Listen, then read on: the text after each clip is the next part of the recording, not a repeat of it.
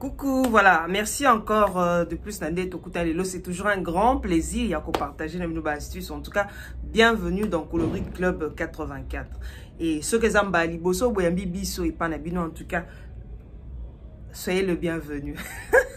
Voilà, les loto betakali solo, il y a sérum, il y a collagène. Pourquoi il faut intégrer sérum, il y a collagène, hein, nakati ya routine na yo, il y a chaque jour. Matin comme soir. Pourquoi il faut intégrer sérum?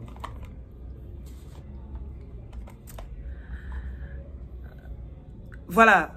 Nande boyebi ezaka. En tout cas, production ya collagène, production naturelle. Parce que tous nango naturellement nanzoto nzamba pesa biso ango déjà. Hein? Diminution nango et bandaka à partir à 25 ans. À partir de 25 ans, tu perdras mouké collagène mouké nanzoto. Alors, si on a 60 ans, tu perdras tout au plus 60% de collagène. Or, collagène est une barrière qui permet à ce que pour nabiso est en forme, est en bonne santé. Si on manque collagène, nzoto yangwane salara que bomona. Si on y a tozaka manque on a un collagène p diminution, manque on a diminution. Voilà. Diminution ya collagène nanzoto ezaka mingi ce qui toza exposé na ba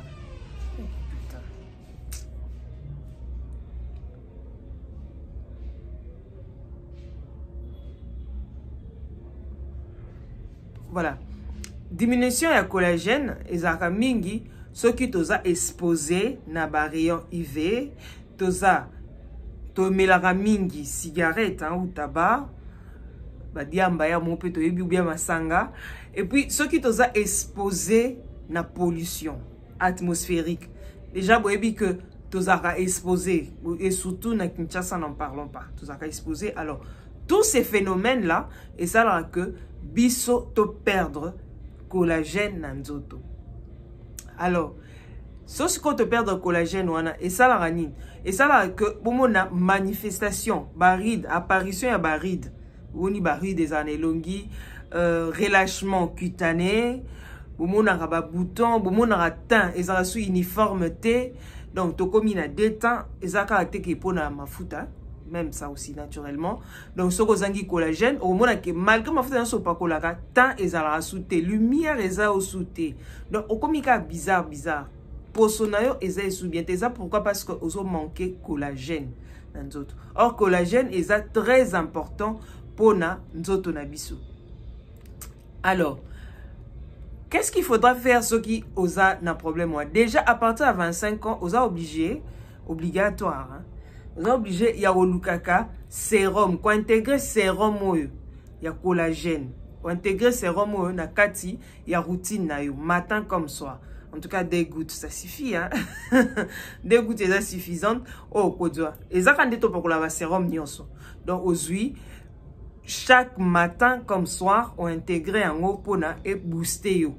Mais c'est pas chaque jour, hein? C'est pas à utiliser chaque jour. Pour juste et booster collagène na osusu et zonga. C'est très important. Au moins mtumsusu a commis na 30 ans, 27 ans, 25 ans, a commis fade, a fané. Teinture et sous bien té. Et ça parce que a manqué collagène. Bien sûr que au bakisango na sérum même na kolia il y a l'alimentation rien que o e bakisaka et boostaka sous collagène na katsandoto na biso, c'est très important. Il y a quoi utiliser yango. Alors ndeka lobi ezate ko bando utiliser chaque jour. O eza marque il y a 10 ça hein. Ma marque ezake belé. Au lieu à sérum il y a collagène comme peut oko utiliser lotion, savon, crème il y a collagène les le comme nango belé. En tout cas, c'est très important. Et côté lissao, mais côté lissao, t'es que échanger au pot, non. Et côté ça juste peps, et puis sa lumière, déjà la teinture aux alarmes. Donc, et côté la teinture non normale.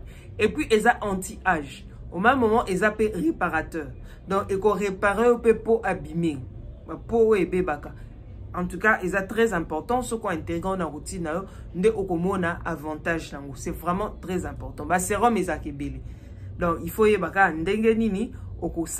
C'est pas à utiliser chaque jour. Hein? Voilà. En tout cas, bien en sous quand tu utilises ça pour manque à sérum, y a collagène, hein, et ça là que pour nabiso ezala déshydraté. Donc joto et longi to comme déshydraté. Or ça déshydraté ils a bien. Alors quand tu recours à ça et que détoxifier déjà nzoto na yo et que détoxifier nzoto na yo et que détoxifier plutôt la peau, hein. Éco-détoxifier la peau et puis éco-hydrater peau en profondeur. Donc hydratation pour déjà les animes. Éco-hydrater donc éco-penser sous pio wana na kata peau sonayo pour aux la stable, pour aux la teinture à bien, pour aux la bien baride acné biloko belé ça que bébé sibiso et puis tant nayo ezala uniforme. C'est très important de penser à utiliser les sérums collagène na katia routine nayo. Alors les lots aussi qu'il y a, vous sanate, vous s'abonner, vous partager, vous liker. Bye.